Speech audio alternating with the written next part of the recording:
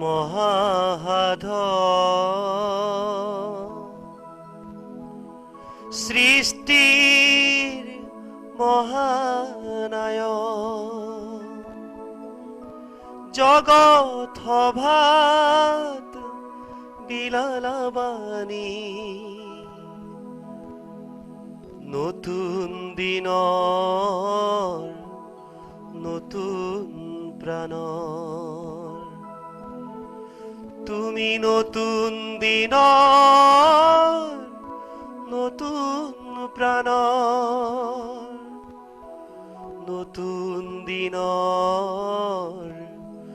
নতুন প্ৰাণৰ কৃষ্ণ সাধনা কঠোৰ অধ্যৱসায় আৰু অদম্য সাহসক বকচাত বান্ধি কোনেও নোযোৱা বাটেতিৰে মানুহজনে এদিন আগলৈ খোজ পনাইছিল সন্মুখৰ থিয়গৰা ঢৌ ঢেৰেকনি ধুমুহা সকলোবোৰ দৃঢ়তাৰে নেওচি তেওঁ সন্ধান কৰিছিল মাথো নতুনত্বৰ এক দীৰ্ঘ পৰিক্ৰমাৰ খাটনি আৰু দুৰন্ত সাহসেৰে মানুহজনে সন্ধান কৰা এই দুৰ্লভ যাত্ৰাৰ ফচলে এদিন নব্যধাৰাৰ সংস্কৃতি ৰূপে জনসমাজত পৰিচয় পৰিগ্ৰহ কৰিছিল নাম যাৰ ভ্ৰাম্যমান থিয়েটাৰ এই ভ্ৰাম্যমান থিয়েটাৰৰ ব্যাপ্তি আজি সৰ্বভাৰতীয় আৰু আবেদন আন্তৰ্জাতিক পৰ্যায়লৈ পৰ্যবেক্ষিত হৈছে এই ভ্ৰাম্যমানৰ পুৰোধা স্ৰষ্টাগৰাকীৰ বদান্য অনুগ্ৰহৰ ফচলে আজি অগণিত মানুহক দিছে অন্ন বস্ত্ৰ বাসস্থানৰ সন্ধান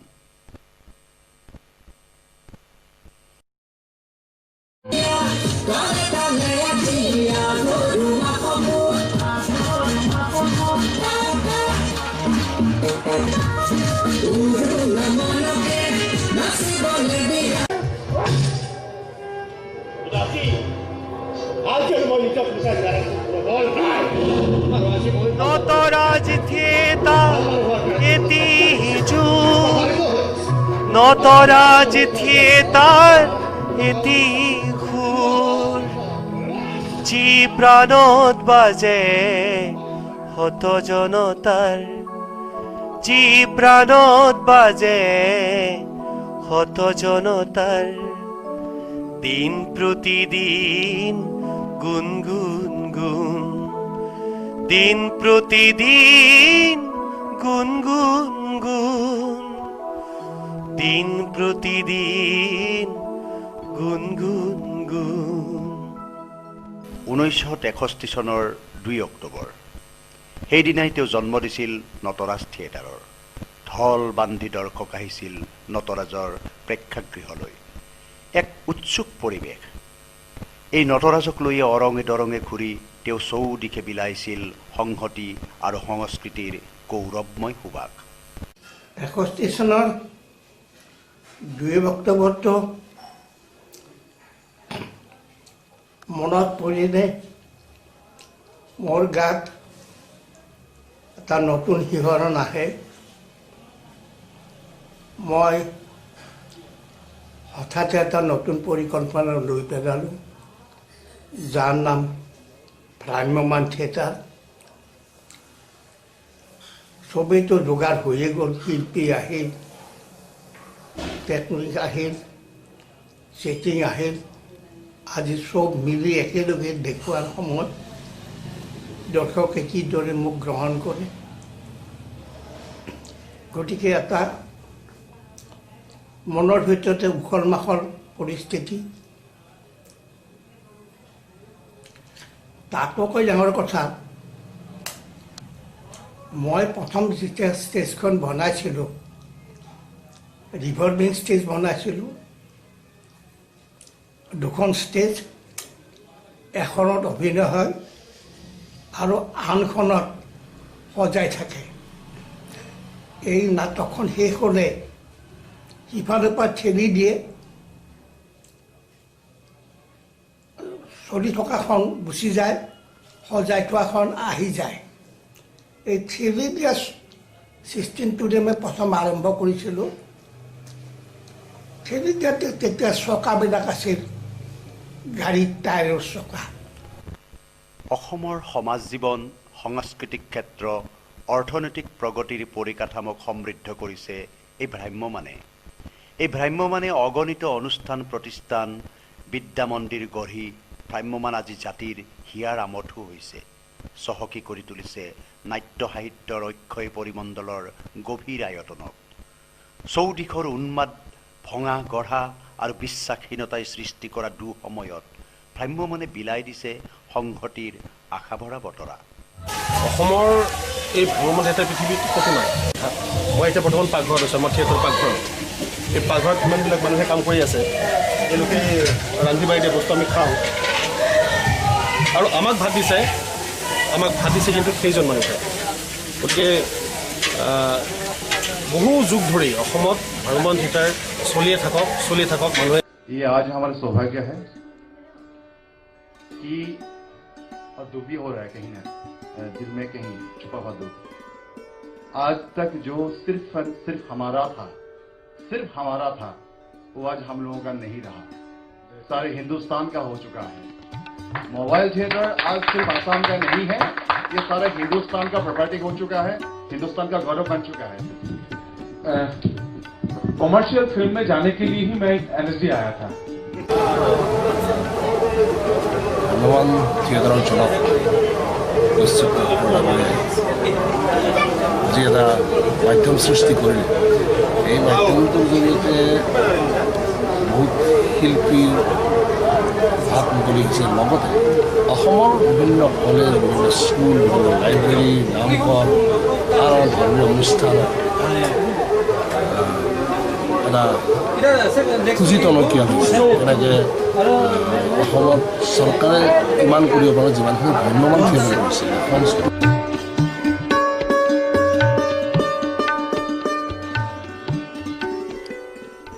ভ্ৰাম্যমান থিয়েটাৰৰ গৌৰৱময় যাত্ৰাৰ যাত্ৰীগৰাকী এদিন পৰিবেষ্টিত হৈ আছিল অগণিত মানুহৰ ৰঙীন আৱেষ্টনীত। সেই সোণালী দিনবোৰত মানুহৰ মাজতেই তেখেতে দিন কটাইছিল। কিন্তু আজি তেওঁ একেবাৰে নিঃসংগ। একাকিকত্বৰ বেদনা আৰু যন্ত্ৰণাই তেওঁৰ অলক্ষিতে কাঢ়ি নিছে জীৱনৰ সমস্ত উৎসাহ আৰু ৰংবোৰ। আজি মানুহৰ সান্নিধ্য বিচাৰি আকুল হৈ পৰে মানুহগৰাকী। জীৱনৰ অস্তৰাগ পৰ্বত অস্তমিত সূৰ্যৰ হেঙুলি আভাত বিচৰণ কৰি উঠোতে বহোতে শোওঁতে মাথোন ৰেডিঅ'টোকেই সংগী কৰি লোৱা মানুহজনৰ বাবে এতিয়া ৰেডিঅ'টোৱেই নিত্য সহচৰ। ৰেডিঅ'টোৰ বুকুতেই তেওঁৰ অনুভৱ উপলব্ধিৰ সত্তাই আজি বিচৰণ কৰে দেশ দেশান্তৰ। আমি জানিব পাৰিছোঁ যে আপোনাৰ সংগী এই ৰেডিঅ'টো। আপুনি ৰেডিঅ' কেতিয়াৰ পৰা শুনে আৰু কোনবিলাক ৰেডিঅ' অনাতাঁৰ কেন্দ্ৰ আপুনি মানে বিশেষভাৱে শুনিবলৈ ভাল পায়? ৰেডিঅ'টো মই যেতিয়া ভ্ৰাম্যমান কৰোঁ, তাক এনেকুৱা বহুত ঠাইত আমি নাটক কৰিব যাওঁ য'ত পেপাৰ এখনো পাবলৈ নাই। গতিকে বাতৰি পৃথিৱীৰ লগত যৌগত ৰাখিবৰ কাৰণে মই ৰেডিঅ'টোকে সেই সময়ৰ পৰাই আজিলৈ এটা ডাঙৰ মাধ্যম হিচাপে ব্যৱহাৰ কৰি আহিছোঁ। এতিয়াও মই ভইচ অফ আমেৰিকা, BBC, জয়ছ এভেলি, চাইনা ৰেডিঅ', বাংলাদেশৰ ৰেডিঅ', ইটো ৰেডিঅ' পকাই থাকোঁ একেটা বিষয়ৰ ওপৰতে। এটা ঘটনা লাডেনৰ ওপৰত বাংলাদেশে কি ক'লে, পাকিস্তানে কি ক'লে, আমেৰিকাই কি ক'লে, এটা মানে পৰ্যালোচনা এটা কৰাৰ সুযোগ পায়। কাৰণ চেণ্টাৰ সদায় কোনে কি অভিমত যাচিলে, কোনে কি ভূমিকা ল'লে জানিব পাৰি। সেইটো সুযোগটো অসমৰ কোনো মিডিয়াতে নাই।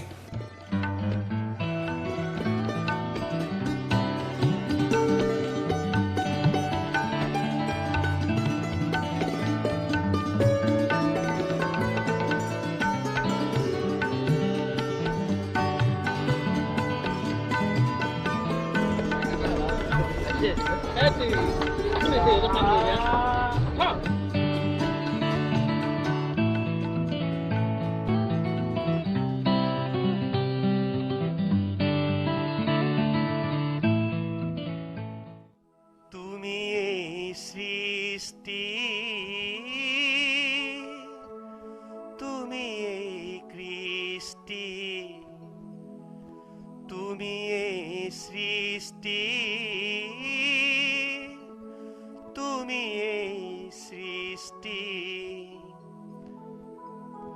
চকু তোমাৰ দূৰদৃষ্টি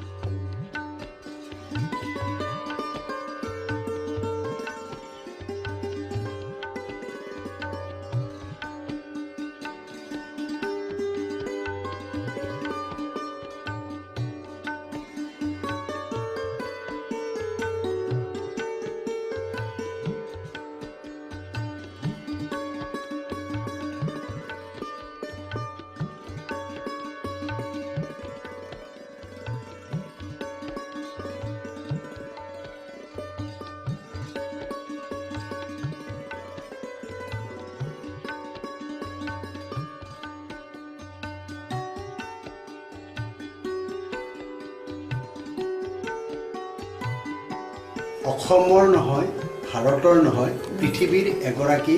সৃষ্টিশীল মানুহ অচ্যুত লহকৰ এইগৰাকী মানুহৰ পত্নী হিচাপে আপুনি ৩৭টা বছৰ তেখেতৰ লগত আছে তেখেতৰ সৃষ্টিকৰ্মক দেখিছে আজি আপুনি তেখেতৰ বিষয়ে আমাক কিছু কথা কওক মই প্ৰথমতে নটৰাজ থিয়েটাৰতে আছিলোঁ তাৰপিছত 1975 চনত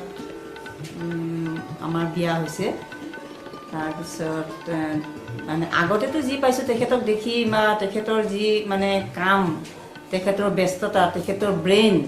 তেখেতে সৃষ্টি কৰা যি মানে অমৰ সৃষ্টি বা তেখেতৰ লগত কাৰো তুলনা নহয় বুলি মই ভাবোঁ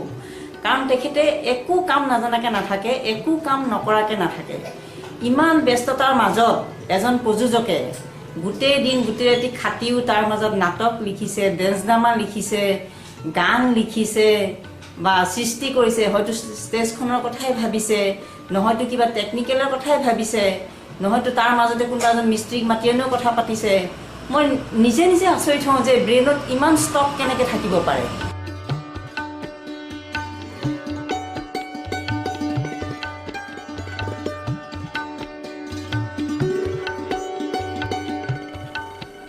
ভ্ৰাম্যমান থিয়েটাৰৰ জন্ম দি মানুহজনে অসমৰ জাতীয় জীৱনক বন্দিত কৰিছে স্বৰ্ণ আভাৰ সোণোৱালী পৰশেৰে বিধৌত ভ্ৰাম্যমানে আজি জাতিটোক মহিমামণ্ডিত কৰিলে ঠিকেই সৰ্বকালৰ বাবে ইতিহাসত সময় স্বীকৃত হৈ থকা মাধ্যমটোৰ এই স্ৰষ্টাজনৰ অনবদ্য অম্লান বৰঙণিৰ মূল্যাংকন হ'ল জানো সকলোৱে বিচাৰিছে জীৱনৰ অপৰাহ্নত মানুহজনক দিয়া হওক ৰাষ্ট্ৰীয় সন্মান National School of Drama খুব প্ৰাউড ফিল কৰিছে যে আমি অচ্যুত লহকৰক চিনাকি কৰাই দিছোঁ এইজনে জন্ম ভাইমন্ত্ৰী যোনে ভাইমন্ত্ৰীৰ জন্ম দিছে তেখেতক চিনাকি কৰাই দিব পাই খুব আমি গৌৰৱ অনুভৱ কৰিছিলোঁ মই আকৌ অনুৰোধ কৰিছোঁ যে তেখেতক যাতে ৰাষ্ট্ৰীয় পৰ্যায়ত এটা স্বীকৃতি দিয়া খুবেই প্ৰয়োজন আৰু মই ভাবোঁ ভাইমন থিয়েটাৰটো সদায় তেখেতক স্মৰণ কৰিও আছে আৰু আগলৈ কাৰণ তেওঁ যিটো উদ্যোগ সৃষ্টি কৰিলে সেইটোতো ক'তো নাই অসমত তেওঁ যিটো উদ্যোগ সেইটো উদ্যোগেই দিয়কচোন ভ্ৰাম্যমান থিয়েটাৰ গতিকে সেইটো এতিয়াও কোনেও কৰিবও পৰা নাই গতিকে তেওঁক যদি তেনেকুৱা এটা সন্মান দিব পৰা যায় সেইটো অকল আমাৰ বাবে বুলি নহয় গোটেই সমগ্ৰ ভাৰতবৰ্ষ পৃথিৱী বুলিয়ে ক'ম মই তেওঁ মানে সেই সন্মান পোৱাৰ যোগ্য আৰু সেইটো হ'লে ভালেই পাম আমি তেখেতে এটা ৰাষ্ট্ৰীয় সন্মান পোৱাটো আমি ভ্ৰাম্যমানৰ শিল্পীৰ প্ৰযোজক নাট্যকাৰ পৰিচালক আটাই বিচাৰোঁ ভ্ৰাম্যমান থিয়েটাৰৰ যোগেদি অসমৰ জাতীয় জীৱন সমৃদ্ধ হৈছে অৰ্থনৈতিক ক্ষেত্ৰত যথেষ্ট পৰিৱৰ্তন আহিছে আৰু অসংখ্য মানুহে তেওঁৰ এই সৃষ্টিৰ দ্বাৰা উপকৃত হোৱাই নহয় ভাত কাপোৰৰ সন্ধান পাইছে গতিকে এনেকুৱা এটা বিশ্বতেই বিৰল মাধ্যমৰ স্ৰষ্টাজনে আজিৰ এখন দেশখনক এতিয়ালৈকে ৰাষ্ট্ৰীয় সন্মান নোপোৱাটো অতি পৰিতাপৰ কথা সেয়ে অসমৰ জাতীয় জীৱনক জগত সভাত বৰ্ধিত কৰা এইগৰাকী বৰেণ্য তেওঁৰ জীৱনকালত ৰাষ্ট্ৰীয় সন্মান পোৱাটো আমি কামনা কৰোঁ আৰু এই ক্ষেত্ৰত চৰকাৰে তাৎক্ষণিক ভূমিকা লোৱাটো আমি বিচাৰোঁ শ্ৰদ্ধাৰ অচ্যুত লহকৰ ডাঙৰীয়াই ভ্ৰাম্যমান থিয়েটাৰৰ জন্ম দি যি এক ধাৰাৰ প্ৰৱৰ্তন কৰিলে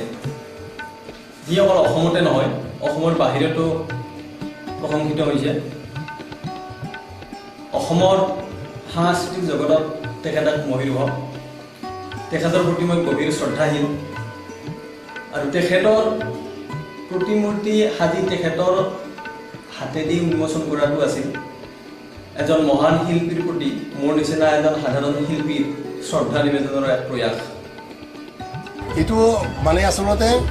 বহুত দিন আগতে হ'ব লাগিছিল তেখেতক এটা মানে ৰাষ্ট্ৰীয় আমাৰ মানে ৰাষ্ট্ৰীয় সন্মান অসমৰ মানে সন্মান তেখেতক আগতে পাব লাগিছিল কিন্তু না পোৱা নাই যদিও এতিয়াও আমি অনুৰোধ কৰোঁ চৰকাৰক আমাৰ অসম চৰকাৰক আমাৰ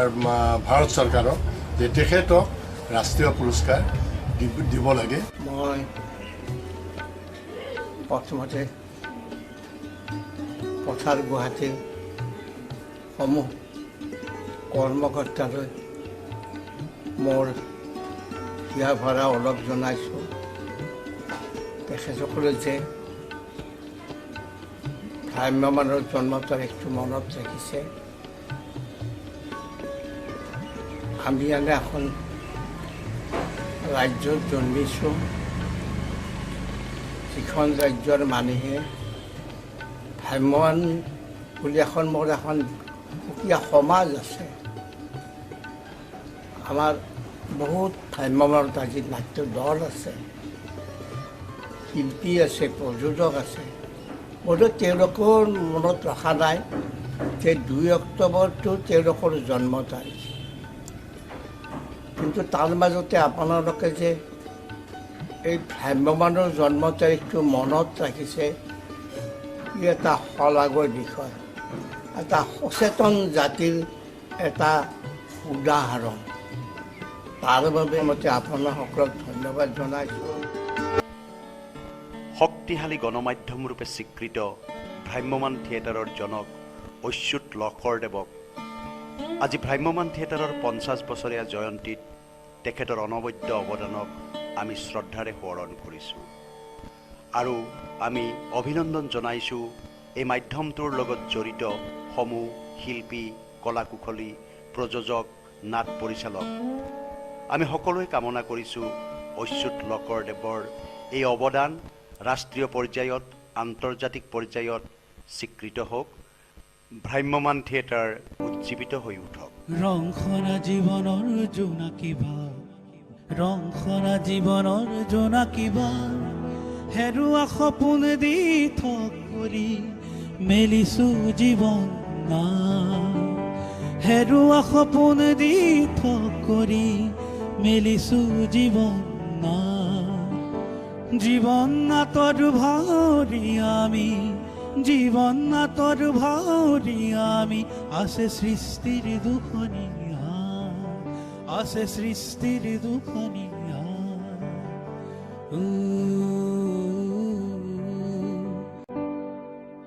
ৰংখনা জীৱনৰ জোনাকিবা ৰংখনা জীৱনৰ জোনাকিবা হেৰুৱা সপোন দি থক কৰি মেলিছো জীৱন না হেৰুৱা সপোন দি থক কৰি মেলিছো জীৱন না জীবন নাটৰ ভাওৰি আমি জীবন নাটৰ ভাওৰি আমি আছে সৃষ্টিৰ দুখনীয়া আছে সৃষ্টিৰ দুখনীয়া